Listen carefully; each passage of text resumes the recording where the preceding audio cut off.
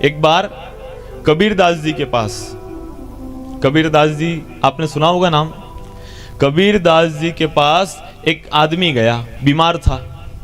अब बीमार आदमी था तो भैया बीमार आदमी महात्मा जी के पास जाएगा तो क्या पूछेगा, क्या पूछेगा कि मेरी बीमारी का निदान कैसे हो।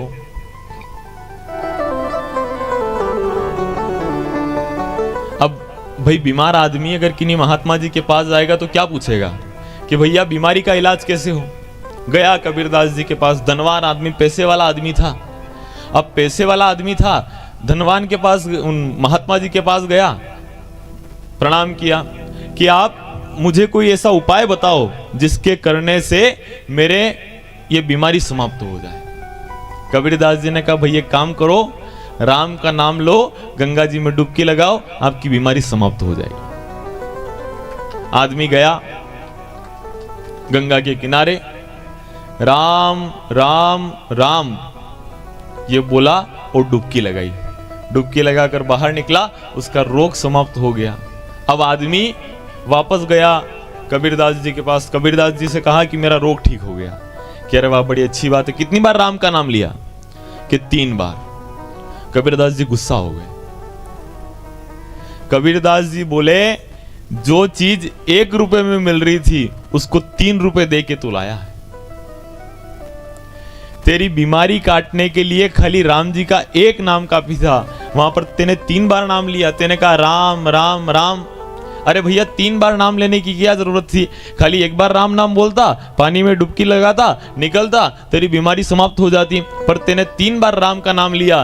3 बार राम का नाम लेने से तेरी जिंदगी निकल जाती। 1 बार राम का नाम लिया तो तेरी बीमारी खत्म हो गई। 1 बार जो तेने 3 नाम वहां गवाए ना, उसका बता रहे हैं कि तेने 1 बार राम का नाम लिया, तेरी बीमारी कट गई।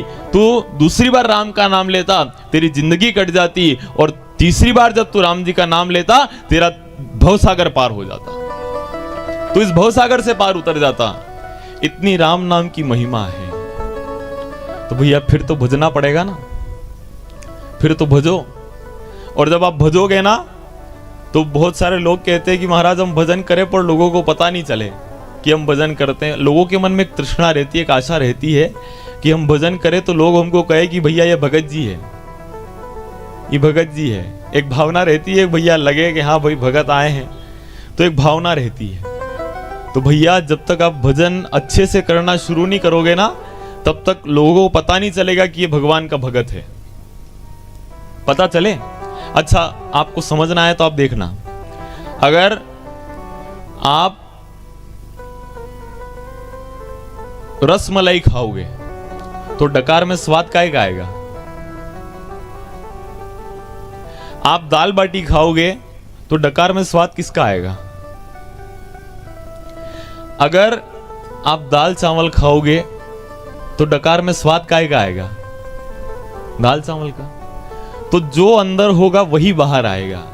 अब आपने भजन किया तो आप कहीं पर गए तो आपके शब्दों से पता चल जाएगा कि यह आदमी भगत आदमी है, यह आदमी भगत है, तो लोग समझ जाएंगे।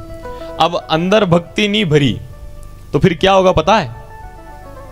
एक बार एक व्यक्ति अच्छा तैयार होकर अपने मित्र के वहां गया। अब दोस्त के वहां गया तो दोस्तों ने कहा अरे आज तो बड़े तैयार हुए हो, क्या बात है, कहां जा रहे हो? तो व्यक्ति कहता आज मैं ससुराल जा रहा हूं। ससुराल जा रहे हो? मुझे भी कहते मैं भी चलता। कि अभी चलो? कह रहे वे ऐसे कैसे, कपड़े नहीं, सामान नहीं, ऐसे कैसे चल दूं साथ में? कह रहे चलो तुम तो मेरे कपड़े पहन लो। कि वाह भैया ठीक है, मित्र है, कपड़े दिए, कपड़े पहने, दोनों गए ससुराल। अब ससुराल गए तो जमाई साहब का बड़ा स्वागत हुआ, आइए पधारिए, बड़े समय बाद पधारे, बड़ी प्रतीक्षा थी आपकी, बड़ा अच्छा लगा पधारे।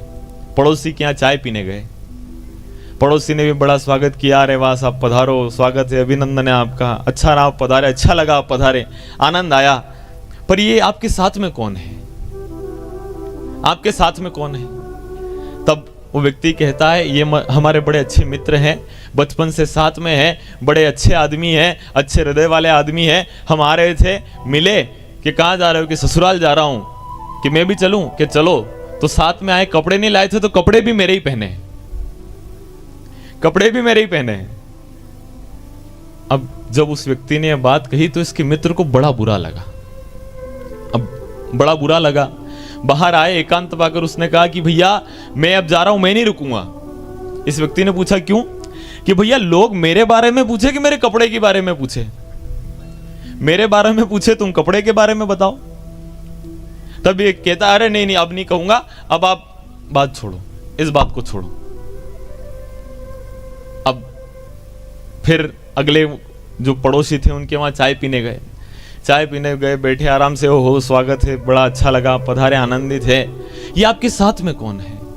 तब आदमी कहता बड़े प्रेमे आदमी है, हमारे साथ रहते, बचपन से साथ में पढ़े हैं, विद्यालय साथ में किया है, बड़ा अच्छा बचपन से स्नेह है। और बोलते बोलते निकल गया कपड़े।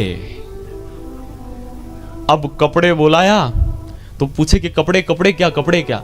कि नहीं नहीं कपड़े कपड़े इनके ही है, कपड़े इनके ही है। तो वो सब विचार करे भैया कपड़े तो सबके अपने ही होते हैं, कोई दूसरे के थोड़ी, सब कपड़े तो अपने ही होते हैं। तब उस आदमी ने कहा अब तो मैं रुको ही नहीं, अब तो मैं जाऊंगा। तब ये समझा कर कहता अरे अब मैं कपड़े का नाम ही नहीं लूं, अब तो कपड़े का नाम ही नहीं लूं, आप तो करो ही मत, मैं तो कपड़े का नाम ही नहीं ले रहा हूं। कि वाह भैया कपड़े का नाम नहीं लो।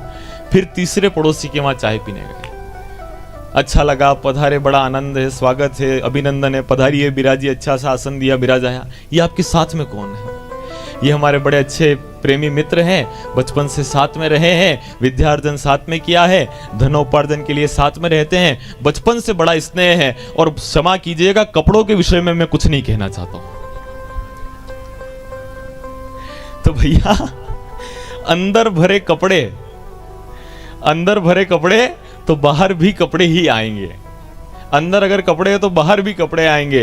अंदर आप राम नाम के उस भाव को भर लो तो जब भी शब्द निकलेगा तो राम राम राम राम राम ही आएगा। अंदर अगर राम है तो बाहर राम आएगा।